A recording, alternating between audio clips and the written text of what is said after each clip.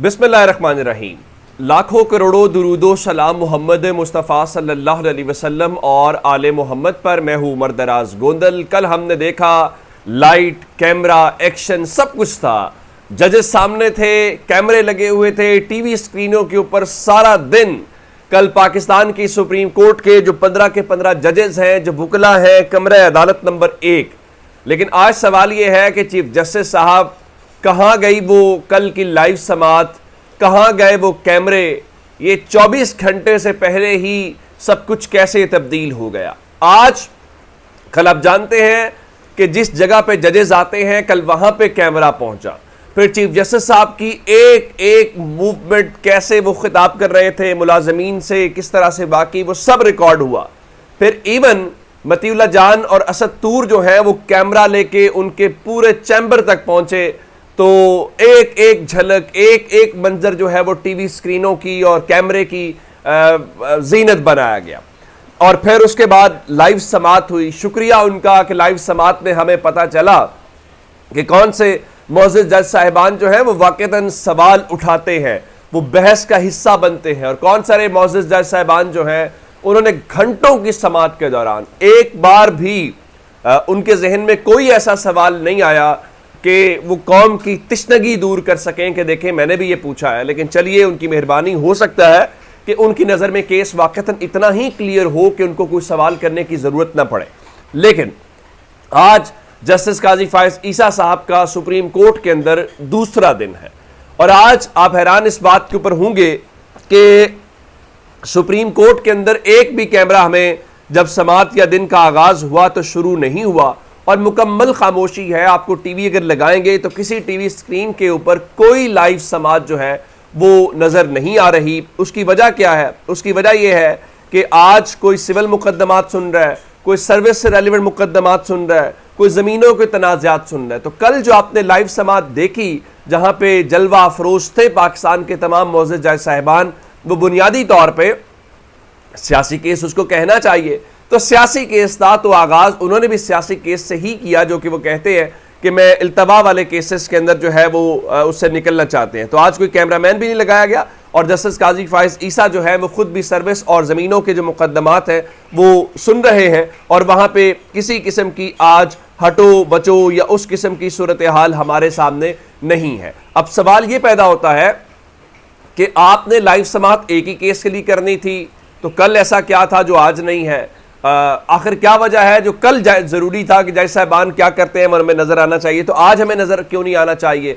अगर आपके पास proper procedure नहीं था तो आप कल भी वेट कर लेते। अगर आपने कोई प्रोसीजर तय कर लिया था तो फिर आज लोग क्यों नहीं ये देख पा रहे कि जस्टिस काजी फायज ईसा साहब आज अदालत के अंदर क्या कर रहे हैं, आज क्या सवाल उठा रहे हैं, या बेंच नंबर 2 क्या कर रहा है, बेंच नंबर 3 क्या कर रहा है, बेंच नंबर 4 क्या कर रहा है, बेंच नंबर 5 क्या कर रहा है? या वो कल आनियाँ जानियाँ फुर्तियाँ, लाइट, कैमरा, एक्शन, वो सब कल के लिए ही था। चलिए, हम तो इतनी ही बात कर सकते हैं, इससे ज़्यादा की हमारी हिम्मत जुर्रत भी नहीं है कि हम करेंगे तो फिर हमारे जो इन मुनसिफ हैं वो उनको बहुत गुस्सा आ जाता है।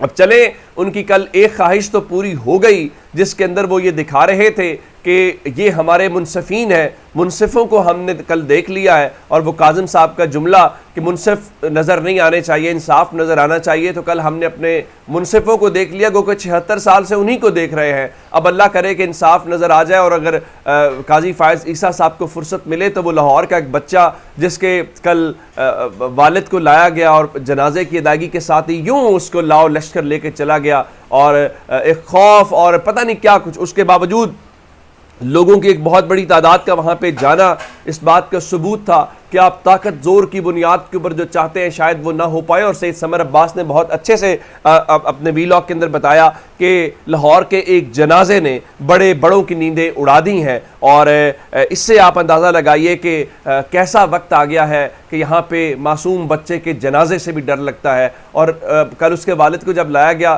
तो पुलिस वाले यूँ उसके आगे पीछे खड़े थे कि पता नहीं भाग जाएगा, कोई तो कह रहा था उसको पीछे से पकड़ा गया। मतलब ये एक हद है, अब एक हद है, उस हद को भी क्रॉस किया जा रहा है। लेकिन चलिए, हर ज़माने का जो ताकत वाला होता है उसको यही होता है कि उसका ताकत उरूज यहीं पे होगा, लेकिन फिर वो ताकत और उरूज का सूरज ढल जाता है और फिर वही जो शख्स होता है जो बेपनाह किस्म की ताकत का हामिल होता है, फिर वो एक ऐसी ज़िंदगी में होता है जहाँ पे कोई उसके हाथ मिलाना भी उसको गवारा नहीं करता। ये हमें समझ नहीं आती। ज़रा ताकत का बदलता हुआ तवाज़न देखिए। रात को हामिद मीर साहब के शो के अंदर बैठे हुए थे वो साहब फैसल वावडा, उनके मुतालिक कहा जाता है वो सियासतदान है। मुझे नहीं मालूम वो किस सियासी जमात से हैं, उनकी क्या सियासत है, या वो किस बिहाफ के ऊपर टीवी स्क्रीनों के ऊपर बिठाए जाते हैं। तो हामिद मीर साहब ने उनसे सवाल किया एहतसाब का, तो उसने कहा जी जनरल फैज़ के एहतसाब के दिन भी करीब आ रहे हैं और यहाँ से शुरू करेंगे, और क्वेटा तक का लफ्ज़ इस्तेमाल किया। तो बिल्कुल जनाब करें, लेकिन पाकिस्तान की हालिया तारीख बताती है कि मुल्क में एहतसाब सिर्फ और सिर्फ सियासतदानों और सिविलियंस के लिए होता है। इसके अलावा एहतसाब नाम की कोई चीज़ वो बाकी घर की बातें होते हैं, घर में देखी जाती हैं। और एहतसाब के नाम के ऊपर तज़हीक होना जो सब कुछ जो है वो सिर्फ और सिर्फ पाकिस्तान के साबिक वज़रा आज़म और आपके और मेरे जैसे आम पाकिस्तानियों के कपड़े पैर जो पहने हमने होते हैं हमारे लिए होता है, बाकी चीज़ नहीं होता। अंदाज़ा लगाइए ज़रा इंसाफ के निज़ाम की कि इमरान खान की दरख्वास्त एक तो वो थी जिसके ऊपर आपने देखा पहले ज़मानत के ऊपर इतराज़ात लगाए जस्टिस आमिर फ़ारूक साहब ने। अगर मैं आपको ये एक ख़बर दूँ कि इमरान खान की साइफर केस में FIR ख़त्म करने की एक दरख्वास्त आई हुई थी और उसके ऊपर आज समाअत नहीं हो सकी, और जो अचानक वकला साहिबान ने बताया कि अभी घर से भी नहीं निकले थे, तो उन्हें बताया गया है कि जो कॉज लिस्ट है वो मनसूख हो गई है। तो आप बता सकते हैं कि जज साहब कौन हो सकते हैं, या ऐसे कौन से जज साहब हैं जो आम तौर पे इमरान खान की जो कॉज लिस्ट जिसके केसेस में होती है मनसूख हो जाती हैं, जज सब छुट्टी पे चले जाते हैं, जज सब बीमार हो जाते हैं, ये इमरान खान के केसेस में ही ऐसा क्यों होता है? ये बड़ा एक अहम सवाल है जो आना चाहिए। तो इस हवाले से नई मैदर पंजोथा जो इमरान खान की लीगल टीम में है, उन्होंने ट्वीट किया कि आज इमरान खान साहब की साइफर केस में क्वेश्चन यानी चीफ जस्टिस आमिर फारूक साहब की पास लगी हुई थी, लेकिन कोर्ट पहुंचने पे पता चला कि कॉज लिस्ट मनसूख हो गई हैं। ये है इंसाफ के तकाजे। बिल्कुल जी, इंसाफ के तकाजे पाकिस्तान के अंदर यही हैं, और इसमें क्या बुरी बात है। देखिए ना, 17 सितंबर की रात शेख रशीद साहब को मुबैना तौर पर गिरफ्तार किया गया या जो भी किया गया, तो अब 19 सितंबर हो चुकी है, लेकिन उनको किसी अदालत के अंदर पेशी नहीं हुई। और इससे अंदाज़ा लगाइए, दूसरी जानिब खबर ये आई है कि जस्टिस सदाकत अली खान लाहौर हाईकोर्ट जो रावलपिंडी बेंच के हैं, उन्होंने शेख रशीद की बाजियाबी के लिए दायर दरख्वास्त पर वफाकी हुकूमत और पंजाब हुकूमत को जो नोटिस है वो जारी करते हुए 3 दिन के अंदर रिपोर्ट तलब कर ली है। और दूसरी जानिब जो इंसदाद दहशतगर्दी अदालत है उसने 9 मई के वाक़यात के ऊपर जो खदीजा शाह हैं, रुबीना जमील समेत दीगर मुलजमान की ज़मानत बाद अज़ गिरफ्तारी के ऊपर समाअत की, और अदालत ने समाअत जो है वो 23 सितंबर तक मुलतवी कर दी है। और जिना हाउस वाला मामला है उसका केस है, यानी इंसाफ के तकाजे ये हैं कि अभी तक मामला लटकता ही जा रहा है। आपने उनकी ज़मानत उनको नहीं भी देनी तो ना दें, लेकिन फैसला तो करें। आप उनको वो जो बहुत जल्दी है उनसे पूछे तो सही आपने चालान क्यों नहीं जमा करवाया या इस मामले, लेकिन कोई पूछेगा नहीं। एक खबर और ले लीजिए कि आपके निगरान वज़ीर आज़म अनवारुल हक काकड़ जो हैं वो एक लाओ लश्कर के साथ जो है वो पहुँच गए वहाँ पर, बड़ी एक्साइटमेंट दिखा रहे थे कि उनकी साइड लाइन्स पर वहाँ पर मुलाकातें होंगी। मैं ज़रा आपको वहाँ उस इजलास की नोयत या अहमियत का अंदाज़ा बताना चाहता हूँ कि जनरल असम्बली का इजलास हो रहा है, लेकिन दुनिया में 5 बड़े वो मुल्क जिनके पास वीटो पावर होती है, जो असल ताकत इस दुनिया के बड़े बड़े ममालिक की है, उस हवाले से मैं आपको बताना ये चाहता हूँ